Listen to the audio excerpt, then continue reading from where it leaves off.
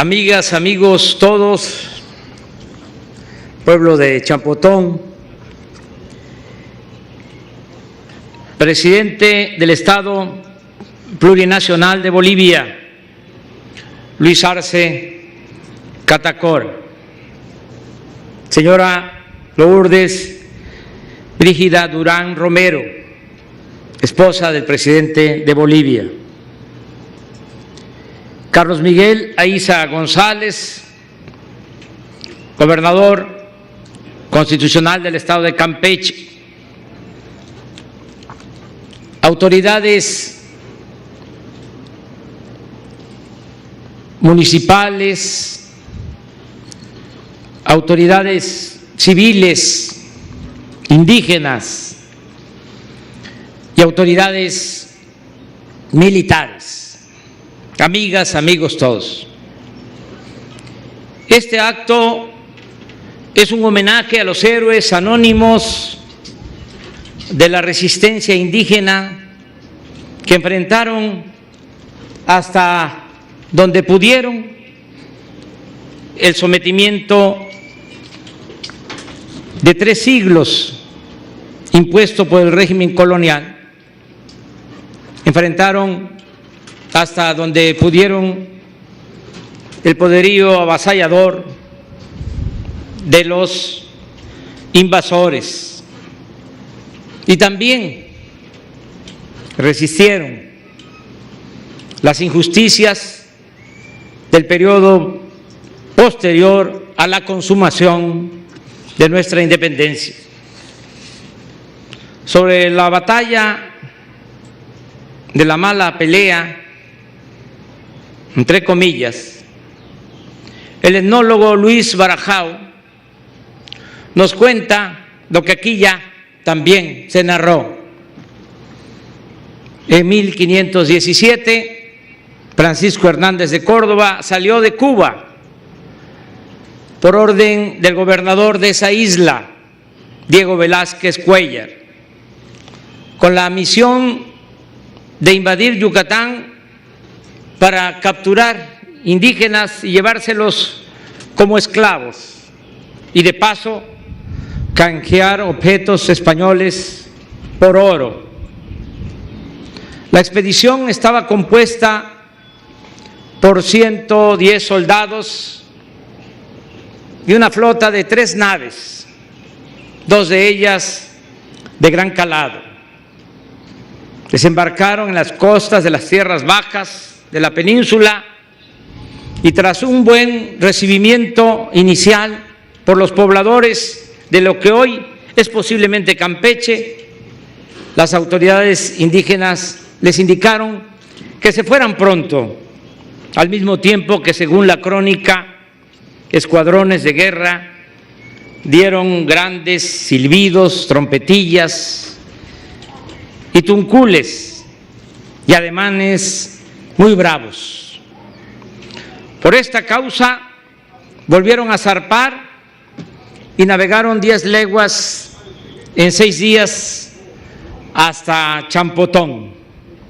La sed los obligó a desembarcar de nuevo, pero cuando lo hicieron frente al pueblo, allí no hubo intercambio de objetos. La recepción fue abiertamente hostil y vieron venir muchos guerreros armados y ataviados para enfrentarlos. Ocurrió entonces la famosa y ruda batalla con bajas y heridos. Fue en la bahía de la mala pelea. Aparecieron, según la crónica, muchos indios de guerra que arremetieron rodeándolos. Sus armas defensivas de algodón les llegaban hasta las rodillas, arcos y flechas y rodelas, espada como montantes de a 2 manos. Estaban empenachados de plumas, con las caras pintadas de blanco y prieto. Eran los Kouch, los mayas más aguerridos de todos los reinos, hablantes del Maya Chontal, en tierras pertenecientes entonces a Tabasco. Y ellos vencieron a los invasores, que se fueron con sus grandes animales en los acales, barcos, para dentro del mar, para desaparecer en el horizonte. 80 españoles heridos. Hernández de Córdoba recibió 12 flechazos y Bernal Díaz, que integraba la flota, 3. Alonso Boté y un viejo portugués fueron capturados. Murieron 50 españoles. El resto huyó hasta los navíos. Dice la crónica: gritas, silbos y mayor persecución, y se hundían los bateles por el sobrepeso, mientras que otros nadaban. Al embarcarse todavía recibieron gran daño desde las canoas. Otros 5 españoles murieron después de las heridas. Llegaron a la Florida en 4 días. Allí los lugareños arremetieron, hiriendo a 6. Huyeron por la costa hasta encontrar agua. Regresaron a La Habana. Hernández se quedó en su encomienda en Santi Espíritu. Murió 10 días más tarde a causa de las lesiones. Esas acciones de los aventureros marcaron la pauta de la conquista, porque 2 años más tarde Hernán Cortés, según testimonio plástico inequívoco del Códice Lienzo de Tlaxcala, que resguarda el Museo Nacional de Antropología, incendió todos los pueblos, acuchillando a sus habitantes, que eran aliados de los tenochcas, en el trayecto que va desde Zempoala, Veracruz, hasta la Ciudad de México. En cuanto a la justificación de esta invasión violenta, se recurrió a la gran excusa siempre utilizada por grupos poderosos o potencias del mundo a lo largo de la historia, del sometimiento de etnias, sociedades y naciones en nombre de la civilización, el destino o la superioridad racial, religiosa o cultural. La investigadora en literatura colonial, Beatriz Gutiérrez Müller, sostiene, cito textualmente, que los principales conquistadores, según se puede leer en sus escritos como Hernán Cortés, desde el inicio consideraron que los indígenas mexicanos vivían en estado de barbarie. Algunos otros incluso señalaron algún tipo de salvajismo y de canibalismo, y que procedía civilizarlos y evangelizarlos. Cortés, por ejemplo, describió los templos mexicanos como mezquitas, insinuando que el Islam había llegado a América. Cipriano de Cartago aseguró, según la investigadora, que la gentilidad de los indios americanos se debía a que el diablo había dejado Europa y sigilosamente se había trasladado a América para inducir a los indios a rechazar a Dios y a preferir al demonio. Poco antes se había llevado a cabo la conquista de los árabes en Andalucía y a los judíos se les había expulsado.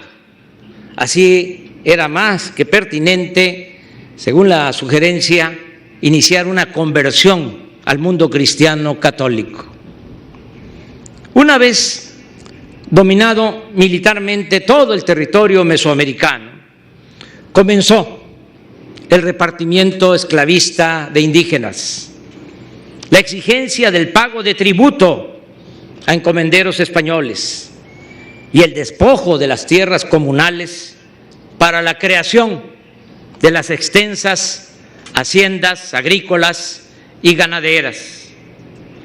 la violenta explotación a que fueron sometidos los naturales y las enfermedades desconocidas traídas por los españoles, que los curanderos tradicionales no sabían cómo enfrentar y se convertían en epidemias, fueron la causa de la estrepitosa disminución de la población indígena en la primera década de la invasión colonial y de la brutal caída demográfica durante el resto del siglo XVI. Según James Killoran, Mesoamérica pasó de tener unos 25 millones de habitantes en 1519 a 17 millones en 1533 y a solo 2 millones en 1593. Se diezmó por completo la población. Tanto se redujo la población que desde los primeros años de la conquista los españoles empezaron a traer esclavos africanos a las Antillas. Y en nuestro país comenzó el debate sobre la sobreexplotación a la fuerza de trabajo nativa. De este tiempo data la sincera defensa de los indígenas encabezada por Fray Bartolomé de las Casas, pero también de este tiempo es la postura de los mercaderes españoles con sus llamados pragmáticos a proteger y a no explotar hasta matar, según sus dichos, a la gallina de los huevos de oro. Hacía falta la fuerza de trabajo. Así surgieron las denominadas nuevas leyes de Indias de 1542, en cuyos anales se ordenaba no esclavizar a los indígenas, sino tratarlos como vasallos libres. Sin embargo, la realidad fue distinta, fue una amarga realidad. Ante el llamado problema de la falta de brazos que se esgrimió hasta principios del siglo XX, los indígenas fueron arrancados de sus comunidades para trabajar como peones acasillados en las haciendas. Les arrebataron sus tierras fértiles, sus valles, y muchos, para conservar sus vidas y sus culturas, se vieron obligados a refugiarse en lo más recóndito de las montañas, en las barrancas, selvas, desiertos, pantanos, en las conocidas zonas de refugio.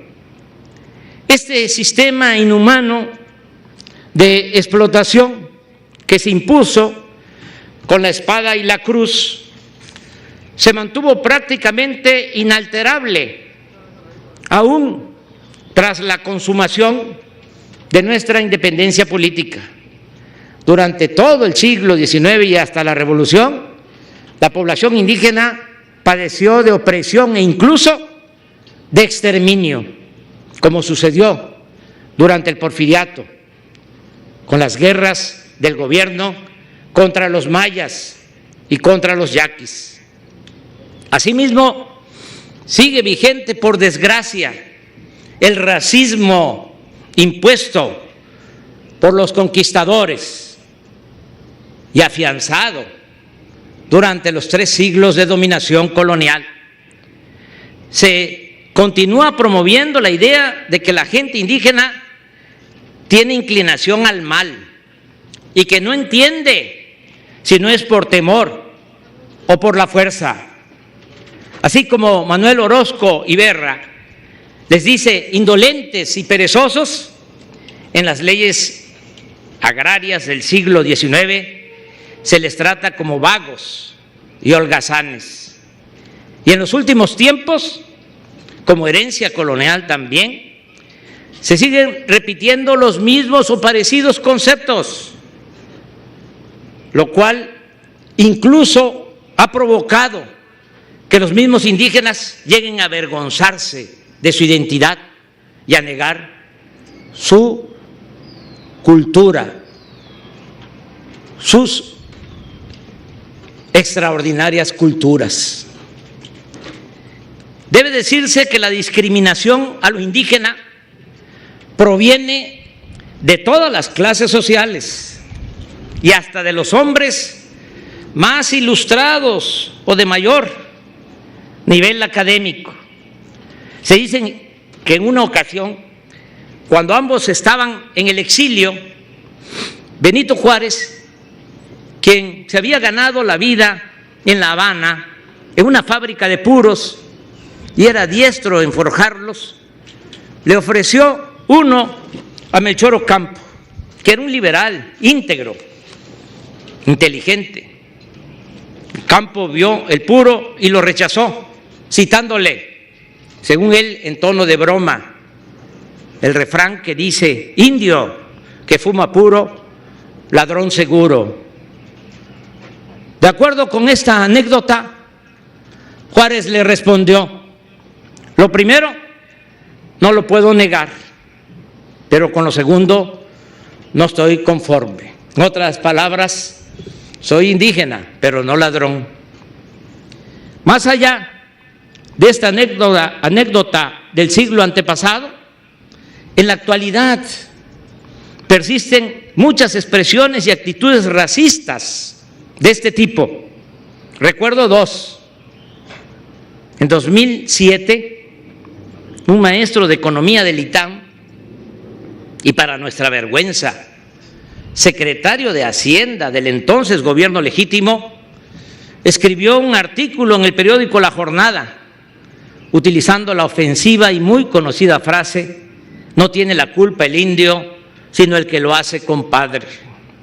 El otro caso de hace poco, en 2015, es la grabación de una llamada del actual director del Instituto Nacional Electoral, quien después de recibir en audiencia a una representación indígena, se mofa de la forma de comunicarse de uno de ellos, expresando: había uno, no te voy a mentir, te voy a decir cómo hablaba, y empieza a imitarlo con voz grave y burlona: yo, jefe, gran nación chichimeca, vengo Guanajuato, yo decido aquí, oh diputados, para nosotros, yo no permitir tus elecciones.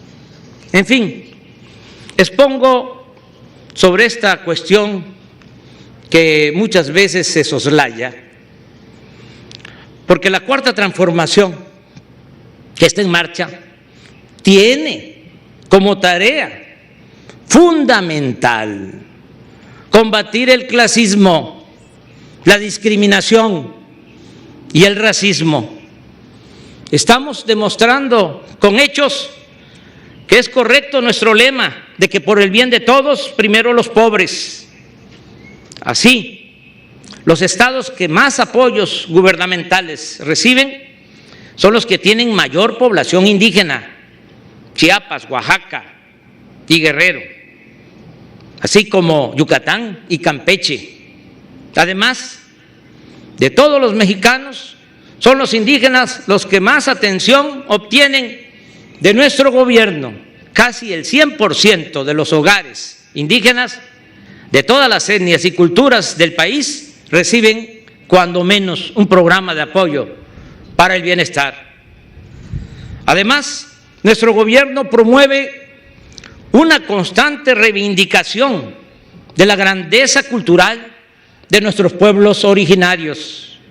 Tenemos la convicción de que la regeneración del país solo podrá darse si se fortalecen sus valores morales y espirituales, y la mayor reserva de estos valores se conserva en las comunidades indígenas y en las familias de México. Está demostrado que los pueblos indígenas, pese a todo, se mantienen las tradiciones, las costumbres y la organización comunitaria, el tequio, la ayuda mutua, el respeto a los débiles, a los adultos mayores, y que en las comunidades hay más honestidad y menos violencia, y se practica más el amor al prójimo y el respeto a la naturaleza. Compañero Luis Arce, presidente del Estado Plurinacional de Bolivia, me permití hacer la anterior exposición porque deseo manifestar a usted y a su pueblo nuestro más amplio reconocimiento por la forma tan fraterna en que han atendido la justa demanda de los pueblos originarios de su país.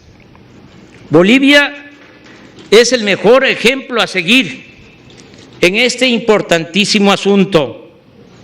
En Bolivia, luego de dictaduras y regímenes autoritarios, entreguistas, llegó a la presidencia un indígena, Evo Morales, y en 14 años cambió la realidad que imperaba de oprobio y desprecio a la población mayoritariamente indígena por una forma de vida fincada en la igualdad, el respeto a la pluralidad cultural y el progreso con justicia. Usted, presidente Luis Arce, ha sido protagonista de esa transformación, porque fue el encargado del manejo de la economía y supo equilibrar crecimiento con bienestar. Ustedes han logrado en Bolivia cosas espectaculares, maravillosas. Han sido el país del continente con más crecimiento económico en más de una década. Recuperaron los recursos naturales del país que estaban en manos de extranjeros.